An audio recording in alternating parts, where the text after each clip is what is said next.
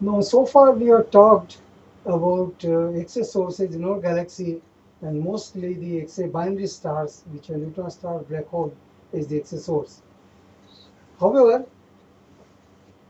there are huge number of extragalactic objects have been detected. In fact, in the slide where I showed you distribution of 60,000 X-ray sources recorded with Rosette satellite, majority of them were extragalactic objects. So at high, most of the objects you see at high galactic latitude are extragalactic sources. What are these extragalactic sources? Majority of them are what is known as active galactic nuclei, are galaxies which have very bright X-ray nucleus. These cover Seyfert galaxies, quasars, BL-like objects, and a variety of other radio galaxies and variety of other sources.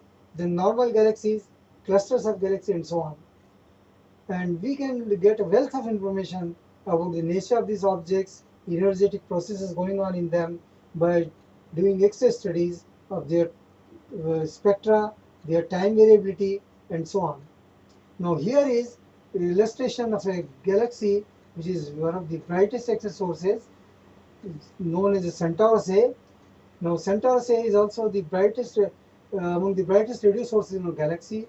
So here you can see an image of the Centaurus A with the visual band. What do you see? You see a kind of elliptical galaxy, okay, and there is a dark lane which crosses the center of the near the center of the galaxy. But if you take an X-ray image, it appears totally different. You see a bright X-ray nucleus and a jet which is produced by that, and this jet is a structure. They are knots like things. And then if you take a radio image, you will see lobes. So you will find that these some of these coincide with the lobes, radio lobes.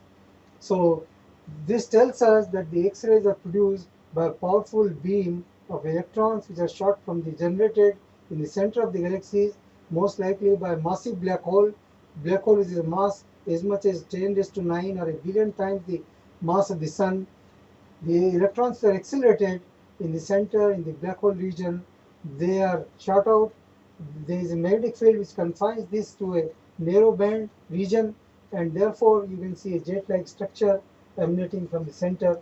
So we can learn a lot about the energetic processes going on in the nuclei and outer regions of these galaxies like Centaurus A and other active galaxies.